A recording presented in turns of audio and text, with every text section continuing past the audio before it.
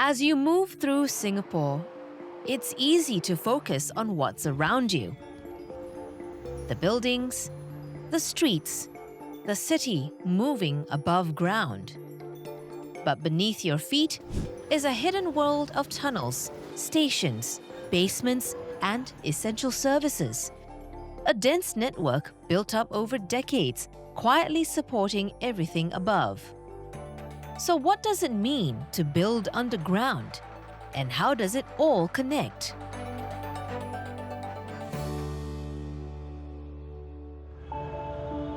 In a city of just over 730 square kilometers, underground space has been built up layer by layer. Today, multiple systems share the same underground space. They run past, above, and beneath one another. And without careful planning, they would collide.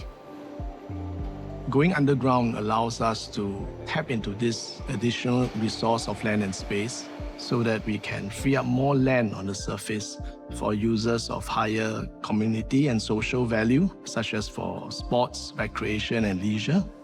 Our underground planning is based primarily on a hierarchical framework of underground levels, typologies, and users.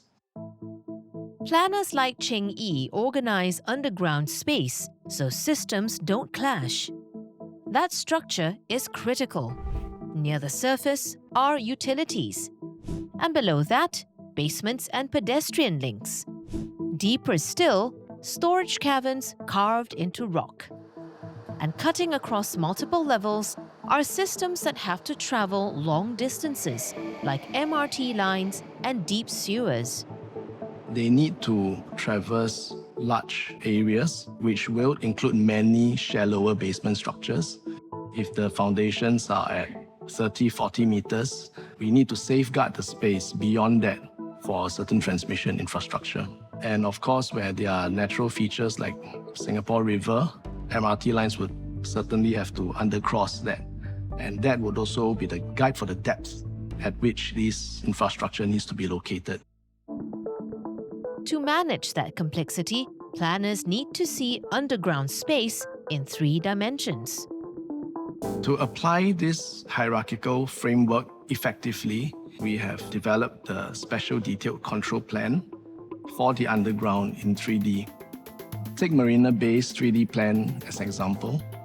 It shows the underground pedestrian links and the common services tunnel as 2 very extensive underground networks, occupying levels that are very close to each other. The ability to master plan the underground landscape helps us to plan for the right users at the right depths and locations. Very importantly, it helps us to coordinate these users and deconflict them so that one underground development does not inadvertently become an obstacle to another. Once something is built underground, it's difficult to change. Every new underground project has to work around what already exists and what may come later. The utilization of the underground space, coexisting with the public infrastructure that we have, is just mind-boggling. Aaron is working on Singapore's tallest building. For him, underground plans define what can be built, where connections are possible, and what must never be touched. It wouldn't make sense to go and change the level of the MRT station today. You just plug into it, you connect. Here, building underground is as critical as building above it. New underground links are being added into an already crowded space. The first criteria that we always look at, what are the connections? What are the sustainability drivers that we can tap in? Because if you do not have this connectivity in place or the knowledge of it upfront, it will become an afterthought. But when you have an initial planning, when A knows that B is going to come in the future, you could allow from the infrastructure point, certain knockout panels, certain dedicated locations. When they are connected as a whole, you do get a sum of parts that is greater than itself. It is really a waste if you don't tap into it.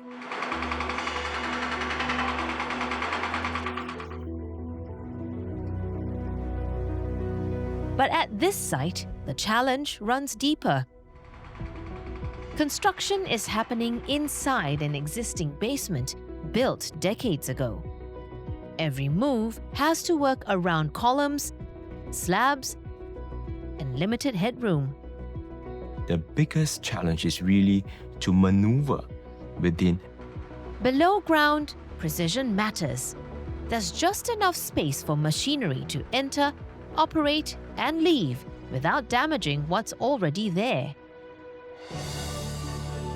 What we have done is that we have redesigned the existing structure, rejiggle the geometry to function like a ring, to stop the earth from the side from collapsing in.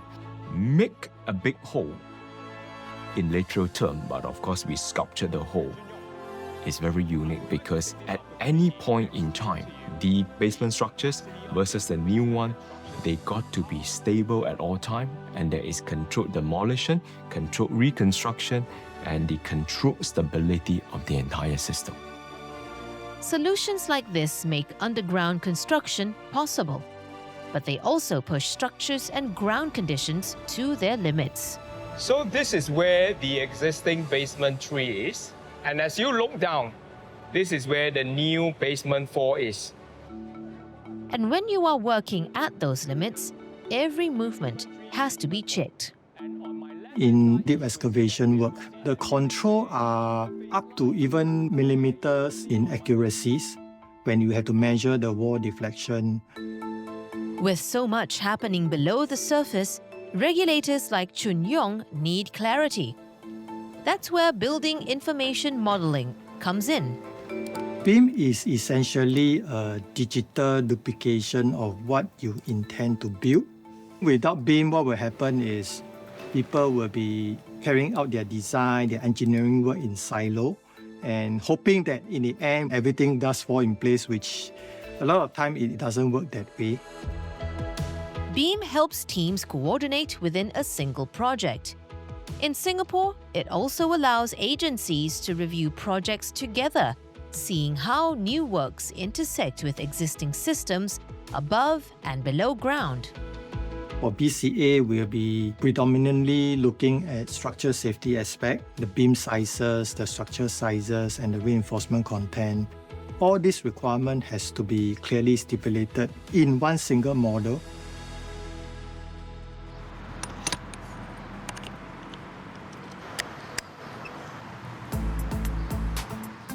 To understand how the entire city fits together, planners need a complete picture. Using a digital twin of Singapore. So for digital twin, it's not just about above ground. Both above ground and underground are part of the city because we wanted to have a complete picture of the real world. For over a decade, Victor and his team have been building a detailed digital replica of Singapore.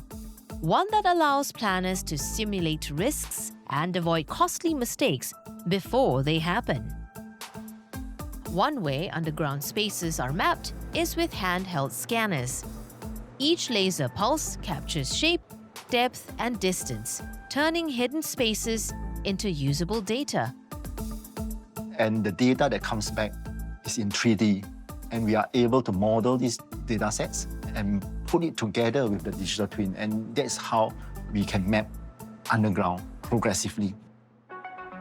Underground space is measured from the surface. But in a city that's constantly changing, even the surface isn't fixed. That reference point has to be constantly updated. We need to understand precisely where's the ground. And that is very important for us to be able to differentiate the objects or the features as above ground, all the buildings and all the trees. And then we also can capture underground features like space, MRT stations, and represent that in the digital twin environment. Without accurate ground data, even basic checks like tunnel clearances wouldn't be reliable. We produce authoritative and reliable map dataset that is verifiable and consistent and accurate. For underground planning, seeing the full picture matters. It guides where space can be used and where it must be protected. So we need to know the existing space and existing buried object in order to plan properly so that the next features or the next space which will come very close to the existing space, we know the distances, how does it connect to the above ground buildings and other features. Underground planning only works when everyone sees how it all fits together. Planners define the layers. Engineers build with millimeter precision. Regulators check every move to keep this subterranean network safe. What lies beneath is clearly coordinated and planned, so that above ground, the city continues to run smoothly.